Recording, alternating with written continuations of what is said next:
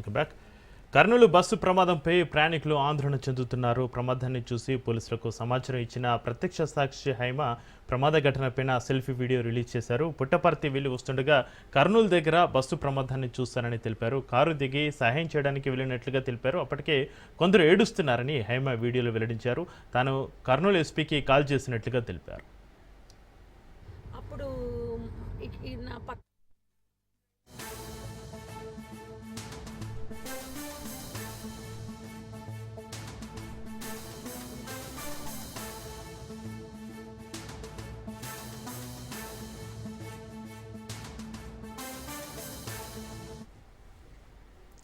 ఇక ప్రమాదాన్ని చూసి పోలీసులకు సమాచారం ఇచ్చిన ప్రత్యక్ష సాక్షి హైమారెడ్డి గారు మనకు ప్రస్తుతం జూమ్లో అందుబాటులో ఉన్నారు. హైమారెడ్డి గారు నమస్కారం అండి. నమస్తే సార్. హైమారెడ్డి గారు, ఈ ప్రమాదాన్ని మీరు ఎన్ని గంటలకు చూశారు? 2:30 ఆ టైం అనుకుంటాను సార్. నేను పుట్టపర్తి నుంచి హైదరాబాద్ వస్తున్నాను. కొంచెం నా పర్సనల్ పని మీద పుట్టపర్తి వెళ్ళడం జరిగింది. వచ్చేస్తున్నాను. వచ్చేస్తూ నేను నా డ్రైవర్ పక్కన ఉంటాడు కదా సార్, నేను ఇటు సైడ్ ఉన్నాను. ఏంటి ఇంత ట్రాఫిక్ జామ్ ఏంట్రా నాన్న అంటే, మేడం అక్కడ ఏదో బస్ కాలిపోతుంది అన్నాడు. బస్ కాలిపోవడం ఏంటంటే, లేదు మేడం గట్టిగా కాదు.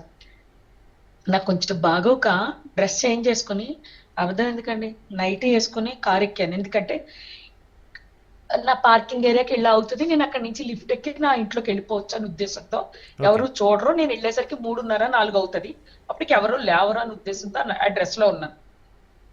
నాకు కాలిపోతుంది, బస్ కాలిపోతుంది అంటే ఏదైనా హెల్ప్ అవుతాను, లేదా పోలీసులు వచ్చారా రాలేదా పోలీసులకి తెలిసి అసలు ఏం జరుగుతుంది అక్కడ అనే ఉద్దేశంతో నేను మొబైల్ వదిలేశాను. కనీసం ఒక టవల్ కూడా ఒంటి మీద కప్పుకోలేదు.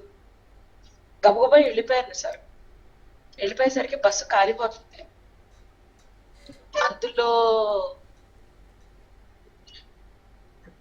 సీట్లోనే బాడీ అంతా కాలిపోయి మాంసం ముద్దలు కాదు సార్ అవి.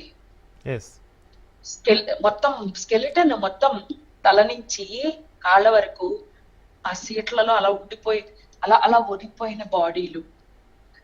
వాళ్ళ కోసం ఏడుస్తున్న కింద వాళ్ళు కాళ్ళు ఇరిగి దూకేశారు సార్ బస్సుల్లోంచి. వాళ్ళు దారుణంగా ఉంది. కాకపోతే అప్పటికి జరిగి నాకు తెలిసి 10 నిమిషాలు 5 నిమిషాలు 10 నిమిషాలు అయి ఉండొచ్చు సార్.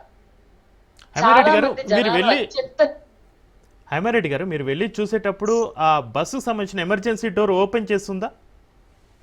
లేదు సార్, అది ఓపెన్ అవ్వట్లేదు సార్. అది ఓపెన్ అవ్వట్లేదంట సార్. ఎందుకంటే బయట ఉన్న వాళ్ళు చెప్పారు సార్ నాకు. అంటే ఆ డోర్ ఎందుకంటే ఆ డోర్ ఓపెన్ అవ్వట్లేదు అన్నారు.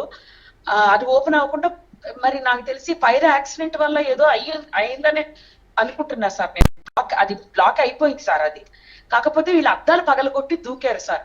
ఆ దూకడంలో ఇప్పుడు పైనుంచి దూకేయడాలి కదా సార్. బస్సు కూడా చాలా హైట్ ఉంటుంది. వోల్వో స్లీపింగ్ కోచ్ అంటేనే చాలా హైట్ ఉంటుంది. ఆ హైట్ నుంచి కిందికి దూకాలంటే చిన్నపిల్లలకు కానీ మహిళలకు కూడా అది సాధ్యపడినటువంటి పరిస్థితి. కొంతమంది పెద్దవాళ్ళు ఉండిపోతారు కదా సార్, వాళ్ళు ఏం దూకలేరు, వాళ్ళు రాలేరు. వాళ్ళు దూకేసి ఉంటారు చూసారా సార్. వాళ్ళది అసలు నరకం. ఒక చిన్న మంట ఎవరైనా ఏదైనా చిన్న కాదు అమ్మ అంటాము, తట్టుకోలేము, మండుతుంది అంటాము, ఆయింట్మెంట్లు రాస్తాము, ఒక వారం రోజులు దాని గురించి బాధపడతాము. బతికుండగానే ఉడికి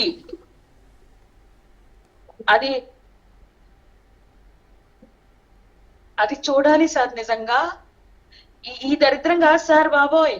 ఇక్కడ క్రిమినల్స్ ఎవరో చెప్పనా సార్, ఈ టైంలో మనం ఎవరినైనా రక్షిద్దామా అనుకోకుండా సెల్ఫీలు తీస్తున్నారు సార్.